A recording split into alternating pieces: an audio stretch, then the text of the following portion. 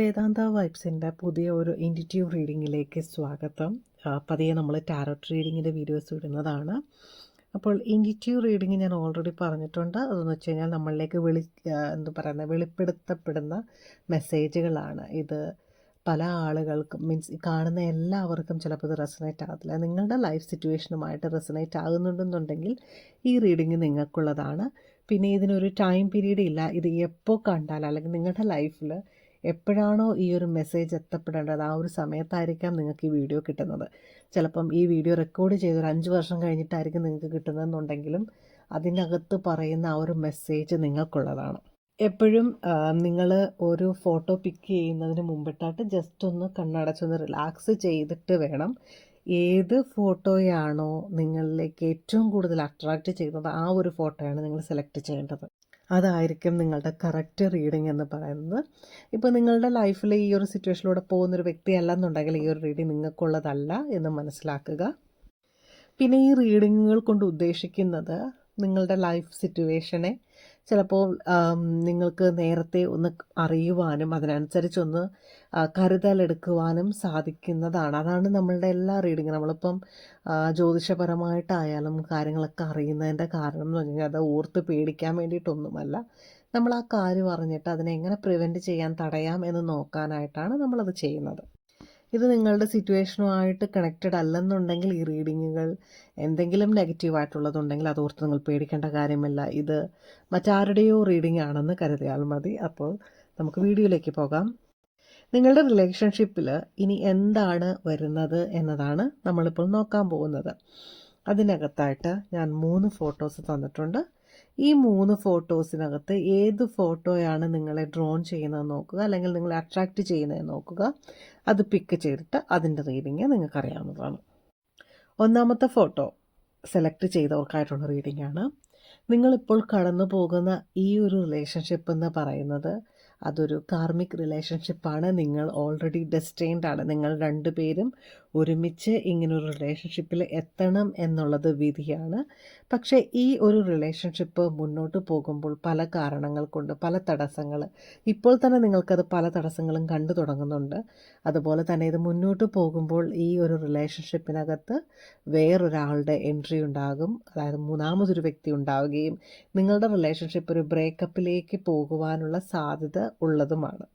Karmic relationship എന്ന് പറയുന്നത് നിങ്ങൾ കർമ്മഫലത്തിൻ്റെ ഫലമായിട്ട് നിങ്ങൾ ഒരുമിച്ചൊരു റിലേഷൻഷിപ്പിൽ വരികയും പക്ഷേ ആ ഒരു റിലേഷൻഷിപ്പ് ചിലപ്പോൾ മുന്നോട്ട് കൊണ്ടുപോകാൻ സാധിക്കാണ്ട് വരികയും ചെയ്യുന്നതാണ്. പക്ഷേ എല്ലാ കാർമിക് റിലേഷൻഷിപ്പും അതേപോലെ ബ്രേക്കായി പോകില്ല. നമ്മൾ അത് നേരത്തെ അറിഞ്ഞ് അതിനുള്ള പ്രതിവിധികൾ ചെയ്യുകയാണെന്നുണ്ടെങ്കിൽ ആ റിലേഷൻഷിപ്പ് ബ്രേക്കപ്പ് ആകാതെ നല്ല രീതിയിൽ മുന്നോട്ട് കൊണ്ടുപോകാൻ സാധിക്കും. പക്ഷേ നിങ്ങളുടെ സാഹചര്യങ്ങൾ വെച്ചിട്ട് ഇതിനകത്തേക്ക് ഒരു വ്യക്തി പതിയെ വരുന്നതും അതുകൊണ്ട് തന്നെ ആ ഒരു വ്യക്തിക്ക് വരുന്നത് കൊണ്ട് മാത്രമാണ് നിങ്ങളുടെ റിലേഷൻഷിപ്പ് ബ്രേക്കപ്പായി പോകുന്നത്. പക്ഷേ ഈ ഒരു വ്യക്തിക്ക് നിങ്ങളോടുള്ള സ്നേഹം എന്ന് പറയുന്നത് വളരെ ജെന്യൂനാണ്. ആ വ്യക്തി നിങ്ങളെ നിങ്ങളുടെ ഒരു ലൈഫ് പാർട്ട്ണറെ പോലെ തന്നെയാണ് അക്സെപ്റ്റ് ചെയ്തിരിക്കുന്നതും സ്നേഹിക്കുന്നതും. ഒരു രീതിയിലും ചതിക്കുവാനോ ടൈം പാസ്സായിട്ടോ ഉള്ള റിലേഷൻഷിപ്പ് അല്ല ഇത്. 2 പേരും വളരെയധികം ജെന്യൂനായിട്ടാണ് സ്നേഹിക്കുന്നത്. പക്ഷേ ഇതിനകത്ത് മൂന്നാമത് വരുന്ന വ്യക്തിയുടെ ആ ഒരു ഇൻവോൾവ്മെൻറ്റ് കൊണ്ട് മാത്രമാണ് നിങ്ങളുടെ ലൈഫിൽ സെപ്പറേറ്റഡ് ആയി പോകുവാനുള്ള സാധ്യതകളുള്ളത്. രണ്ടാമത്തെ ഫോട്ടോ പിക്ക് ചെയ്തവർക്കുള്ള റീഡിംഗ് ആണ് ഇത്. നിങ്ങളുടെ ലൈഫിൽ ഇപ്പോൾ നിങ്ങൾ കടന്നു പോകുന്ന റിലേഷൻഷിപ്പ് എന്ത് തന്നെയായാലും അതൊരു ടോക്സിക് റിലേഷൻഷിപ്പാണ്.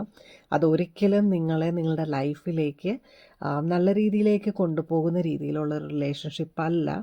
കാരണം നിങ്ങളെ ഒരുപാട് കൺട്രോൾ ചെയ്യുന്നതായിട്ടും നിങ്ങളുടെ പല ആഗ്രഹങ്ങളെയും ആ ഒരു വ്യക്തിയുടെ ആഗ്രഹങ്ങൾക്കനുസരിച്ച് മാനിപ്പുലേറ്റ് ചെയ്യുന്നതും നിങ്ങൾക്ക് ഇപ്പോൾ അത് മനസ്സിലാകുന്നില്ല എന്നുണ്ടെങ്കിൽ കൂടിയും നിങ്ങൾക്ക് പതിയെ അത് വെളിപ്പെട്ട് വരുന്നതാണ്.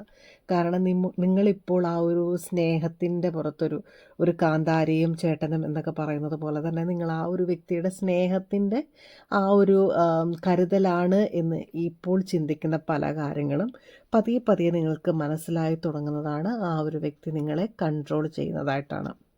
ഈ ഒരു റീഡിങ് കേൾക്കുന്ന എല്ലാവർക്കും വേണ്ടിയിട്ടുള്ളതല്ല, ചില ആളുകളുടെ ഒരു സിറ്റുവേഷനാണ് ഞാൻ ഈ പറയുന്നത്. നിങ്ങളുടെ ലൈഫിൽ നിങ്ങളുടെ ഈ റിലേഷൻഷിപ്പിൽ നിങ്ങളൊന്ന് ചെക്ക് ചെയ്യുക. നിങ്ങൾക്ക് ഇതുമായിട്ട് റെസണേറ്റ് ആകുന്നുണ്ടെന്നുണ്ടെങ്കിൽ മാത്രമാണ് ഈ ഒരു റീഡിങ് നിങ്ങൾക്കുള്ളത്. അപ്പോൾ ആ ഒരു വ്യക്തിയുടെ കൺട്രോള് ഓവറായി തുടങ്ങുന്നതായിട്ട് തോന്നിക്കഴിഞ്ഞാൽ ടോക്സിക് റിലേഷൻഷിപ്പ് ആണെന്നുണ്ടെങ്കിൽ നിങ്ങൾക്കത് സ്റ്റോപ്പ് ചെയ്യുന്നതാണ് ഏറ്റവും നല്ലത്.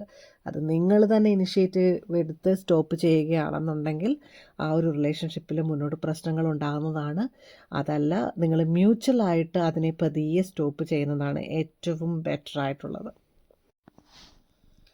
ഇനി മൂന്നാമത്തെ കാർഡ് പിക്ക് ചെയ്തവരാണ് നിങ്ങളെന്നുണ്ടെങ്കിൽ നിങ്ങൾ വളരെയധികം ലക്കി ആയിട്ടുള്ളൊരു വ്യക്തിയാണ്. കാരണം നിങ്ങളുടെ ലൈഫിൽ നിങ്ങൾക്കിപ്പോൾ കിട്ടിയിരിക്കുന്ന നിങ്ങളുടെ ഈ ഒരു പാർട്ട്ണർ എന്ന് പറയുന്നത് ഇതുപോലൊരു പാർട്ട്ണറിനെ നിങ്ങൾക്ക് നിങ്ങളുടെ ലൈഫിൽ ഇനി ലഭിക്കുന്നതല്ല. അത്ര നല്ലൊരു പാർട്ട്ണറാണ് നിങ്ങൾക്കുള്ളത്. അത്ര കെയറിങ് ആണ്, അത്രയ്ക്ക് ലവിങ് ആണ്. നിങ്ങളുടെ റിലേഷൻഷിപ്പ് പലരിലും വളരെയധികം അസൂയ ഉണ്ടാക്കുന്നുണ്ട്. ഒരുപാട് പേര് നിങ്ങളുടെ റിലേഷൻഷിപ്പിനകത്ത് കണ്ണുവെച്ചിട്ടുണ്ട്. ഇതിനകത്ത് പ്രശ്നങ്ങൾ ഉണ്ടാക്കാനായിട്ട് ഒരുപാട് പേര് ട്രൈ ചെയ്യുന്നുണ്ട്. പക്ഷെ നിങ്ങളുടെ ഇടയിലുള്ള ആ ഒരു മ്യൂച്വൽ അണ്ടർസ്റ്റാൻഡിങ് കൊണ്ടാണ് നിങ്ങളുടെ ഈ റിലേഷൻഷിപ്പ് ഇത്ര ഭംഗിയായിട്ട് പോകുന്നത്.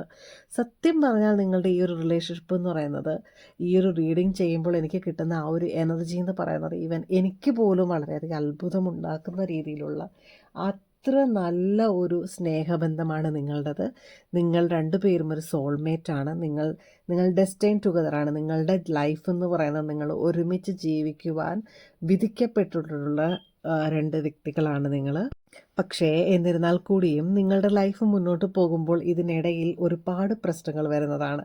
കാരണം നിങ്ങൾ എപ്പോഴും ഒരു റിലേഷൻഷിപ്പിൽ എന്ന് പറയുമ്പോൾ എല്ലാവരും അതിനെ അക്സെപ്റ്റ് ചെയ്യണമെന്നില്ല. ചിലപ്പോൾ നിങ്ങളുടെ ഫാമിലി മെമ്പേഴ്സ് അല്ലെങ്കിൽ അവരുടെ ഫാമിലി മെമ്പേഴ്സ് അതിനകത്ത് ചെറിയ രീതിയിലുള്ള പ്രശ്നങ്ങളുണ്ടാകും. പക്ഷേ എന്നിരുന്നാൽ കൂടിയും അറ്റ് ലാസ്റ്റ് നിങ്ങളുടെ ലൈഫ് എന്ന് പറയുന്നത് നിങ്ങൾ രണ്ടുപേരും ഡെസ്റ്റൈൻഡ് ആണ്. 90% നിങ്ങളുടെ ലൈഫ് ഡെസ്റ്റൈൻഡ് ആണ്. നിങ്ങൾ നല്ല ഒരു ലവിങ് റിലേഷൻഷിപ്പിലാണ് നിങ്ങളിപ്പോൾ. അതുകൊണ്ട് തന്നെ ഒരു രീതിയിലും പേടിക്കേണ്ട കാര്യമില്ല.